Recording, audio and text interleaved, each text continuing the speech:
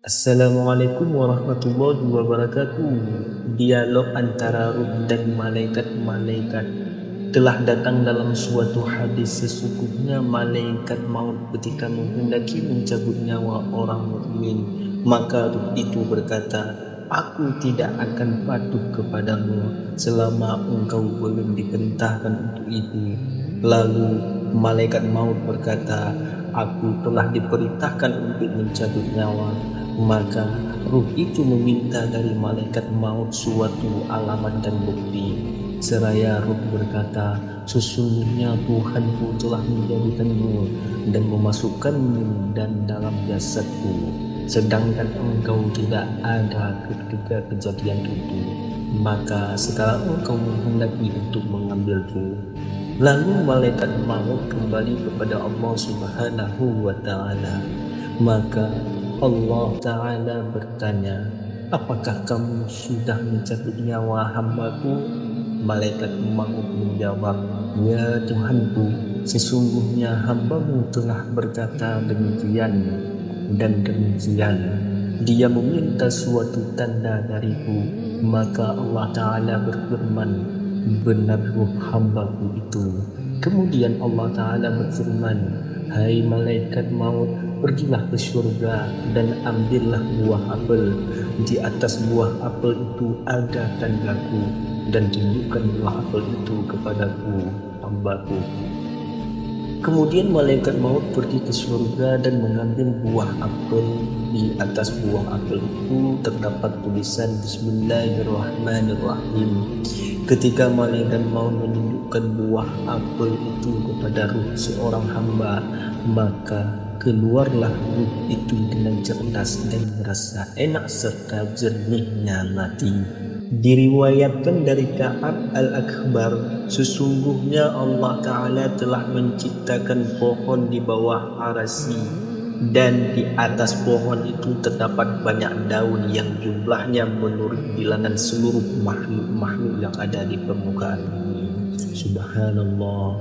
Dan ketika telah sampai ajal seorang hamba dan umurnya hingga sisa 40 hari, maka daun itu jatuh di atas tempat Azrail alaihissalam.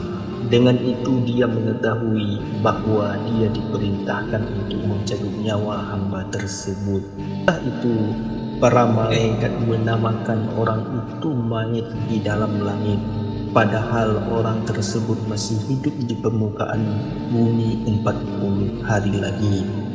Dan ada yang mengatakan sesungguhnya malaikat Mikail alaihissalam turun kepada malaikat maut dengan membawa buku dari Allah Subhanahu wa Ta'ala, yang terdapat tulisan di dalam buku itu nama orang yang diperintahkan untuk dicabut nyawanya dan tempat malaikat maut mencabut nyawanya serta sebab-sebab hingga nyawanya dicabut oleh malaikat maut. Berikut adalah biografi singkat tentang Ka'ab al-Akbar, seorang tokoh penting dalam sejarah awal-awalnya Islam. Nama lengkap Ka'ab bin Mati' al-Himyari Yaman. Julukan beliau adalah Ka'ab al-Akbar. Asal beliau dari Yaman, berasal dari suku Himyar, salah satu suku besar di negeri Yaman. Latar belakang agama, awalnya seorang Yahudi yang alim, digelar seorang ulama, dan mendalami kitab Taurat serta literatur keagamaan Yahudi. Ia kemudian memeluk Islam pada masa Khalifah Umar bin Khattab, meskipun ada juga riwayat yang menyebut ia masuk Islam pada masa Abu Bakar As-Siddiq. Peran dan kontribusi dalam Islam, Ka'ab al-Akbar dikenal sebagai ahli kitab dari kalangan Yahudi yang masuk Islam. Ia sangat terkenal karena membawa banyak pengetahuan dari Taurat dan sumber-sumber Yahudi ke dunia Islam. Ia banyak meriwayatkan kisah-kisah Israiliyah, yaitu cerita-cerita dari tradisi Yahudi yang berkaitan dengan para nabi, sejarah umat terdahulu dan akhir zaman.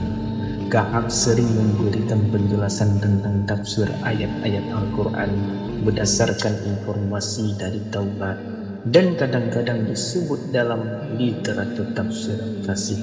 Ia dianggap sebagai salah satu sumber rujukan awal tentang tradisi Bani Israel di kalangan tabi'in dan beberapa sahabat.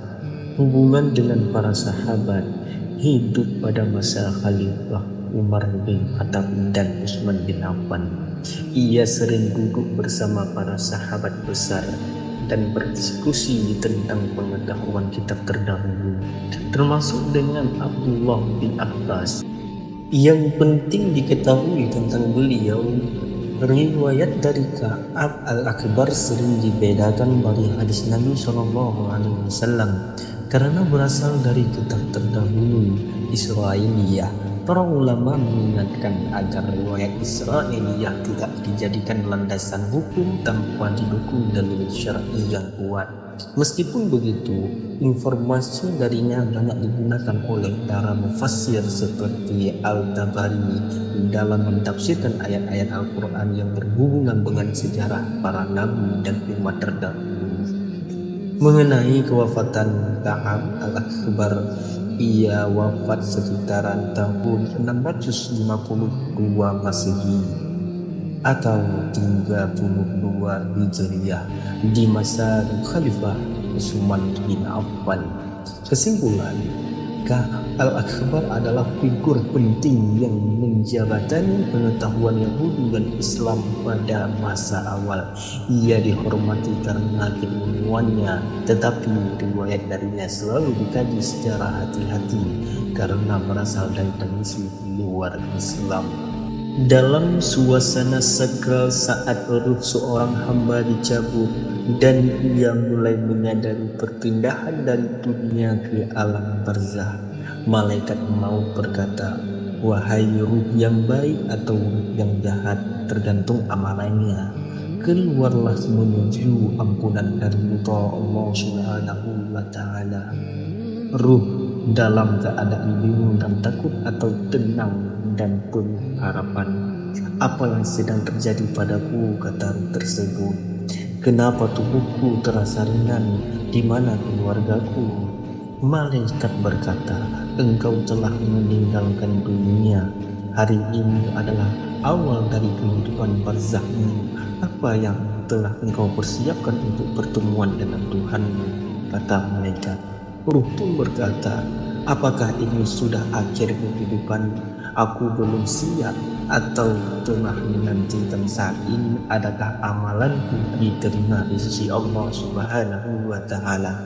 Malaikat pun berkata, "Kami hanya membawa perintah, catatanmu akan berbicara, amalanmu akan menjadi temanmu. Kini engkau akan melihat tempat tinggalmu, apakah dari surga atau dari neraka." Ruh pun pada saat itu menangis atau berseri-seri tergantung keadaan. "Jika aku bisa kembali ke dunia walau sebentar, agar aku dapat memperbaiki semuanya." Malaikat pun berkata, "Tidak ada kembali, dunia telah selesai bagimu. Sekarang adalah saat perhitungan dan penantian."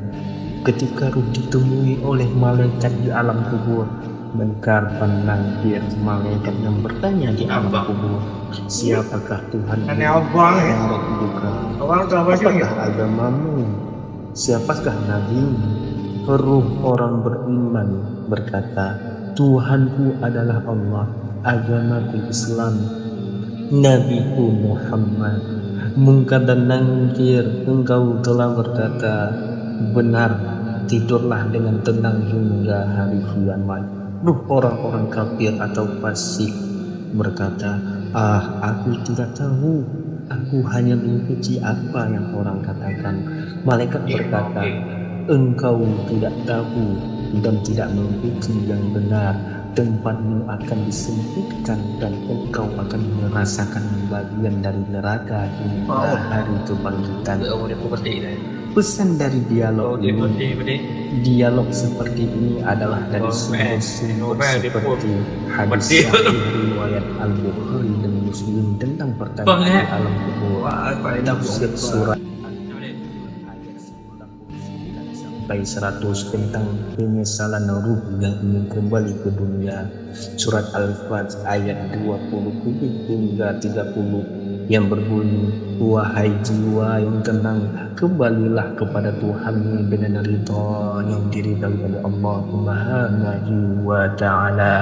Semua ini dipetik dari referensi beberapa kitab-kitab. Salah satunya adalah kitab Daqaiqul Afwah.